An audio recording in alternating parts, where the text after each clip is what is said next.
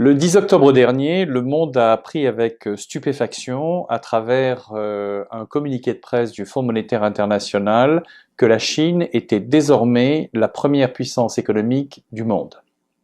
C'est-à-dire qu'avec une valeur de son économie qui est supérieure à 27 trilliards de dollars, c'est-à-dire 27 000 milliards de dollars, et quelques virgules, la Chine est passée devant les États-Unis. C'est une nouvelle extrêmement importante qui va s'accentuer dans les années qui viennent, puisqu'on prévoit que d'ici moins d'une dizaine d'années, la Chine aura une valeur de son économie qui sera supérieure de 20% à la valeur de l'économie américaine. C'est une véritable explosion. D'ailleurs, ce qui est assez surprenant, puisque peu de médias, et notamment aux États-Unis, mais même en Europe et encore de manière plus surprenante en Chine, ont repris cette nouvelle. Comme si tout le monde avait un peu envie, était un peu secoué par cette information et avait un peu envie de la jouer modérée et de ne pas reconnaître à la Chine sa superpuissance qu'elle est désormais autorisée à revendiquer. Pourquoi ? Parce que cette superpuissance de la Chine entraîne de nombreuses modifications immédiates et futures à venir. Dans le domaine de l'équilibre des forces stratégiques, bien entendu, dans le domaine militaire, dans le domaine diplomatique, dans le domaine politique, dans le domaine économique, on vient de le dire, mais aussi dans le domaine financier. Il faut savoir que l'économie des États-Unis est fondée sur la puissance de Wall Street. C'est-à-dire que, contrairement à ce qui se passe en Europe, où la bourse joue un rôle très important, aux États-Unis, elle joue un rôle central qui est celui de financer toutes les entreprises américaines, mais aussi l'immobilier, enfin la plupart des entreprises américaines, celles de grande taille, et aussi l'immobilier et de nombreux autres instruments financiers qui sont très importants pour l'économie américaine. En d'autres termes, vous supprimez Wall Street, le New York Stock Exchange, le Nasdaq, la bourse des denrées de Chicago, le Mercantile Exchange, et à ce moment-là, vous avez une disparition de la puissance américaine. Et les Chinois l'ont compris, ils ont observé cette puissance américaine pendant des années, et ils ont copié petit à petit tout leur système financier et tous leurs droits financiers.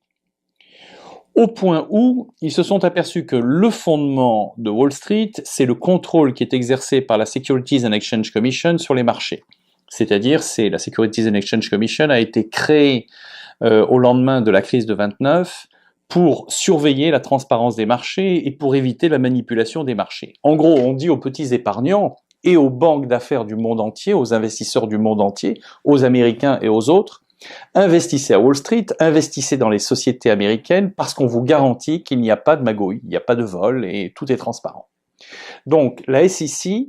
est fondamentale aux marchés américains qui sont eux fondamentaux pour l'équilibre de l'économie américaine. Alors, c'est ce challenge qu'ont voulu relever les autorités chinoises qui, avec le droit financier chinois et avec l'équivalent de la SEC en Chine, se mettent à challenger maintenant les entreprises internationales en disant « Vous devez être transparente eu égard aux droits financiers américains, mais aussi aux droits financiers chinois ». Nous avons eu plusieurs cas au cours des 3-4 dernières années où les grandes sociétés d'expertise comptable et d'audit ont été sommées par les autorités financières américaines de donner des informations sur des sociétés chinoises qui étaient listées à la fois à Hong Kong ou Shanghai et à New York. Les autorités financières américaines, la SEC et d'autres disaient « Nous avons le droit de vous demander ces informations comptables et d'audit très précises sur ces sociétés chinoises. » Les autorités de marché chinoises et le gouvernement chinois ont dit « Si vous faites cela, on dit aux Big Five, aux sociétés d'accounting et d'audit, si vous redonnez, si vous release, comme on dit en américain, si vous donnez ces informations aux autorités de marché américaines, nous vous sanctionnons parce que c'est une violation du secret des affaires et du secret financier sur les places chinoises et en Chine. En d'autres termes, les grandes sociétés d'expertise comptable, qui vérifient les comptes de toutes les sociétés du monde, se trouvaient entre aller en prison en Chine si elles donnaient les informations aux autorités américaines, ou aller en prison aux États-Unis si elles refusaient de donner les informations réclamées par les autorités financières américaines. Comme toujours, les Chinois ont fait un big push, ils ont fait ça pour mettre en avant leur nouvelle puissance, et une fois qu'ils ont obtenu ce qu'ils voulaient, c'est-à-dire un bon compromis qui a été négocié, à ce moment-là, ils ont laissé une partie des informations, simplement une partie des informations, être divulguées aux autorités de marché américaines. Bref, nous voyons ici, avec ce droit financier chinois et américain,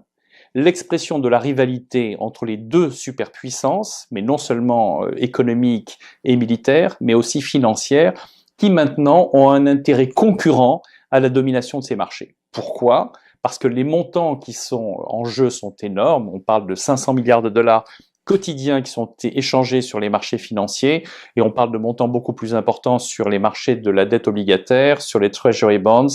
et sur les marchés d'échange. Donc cette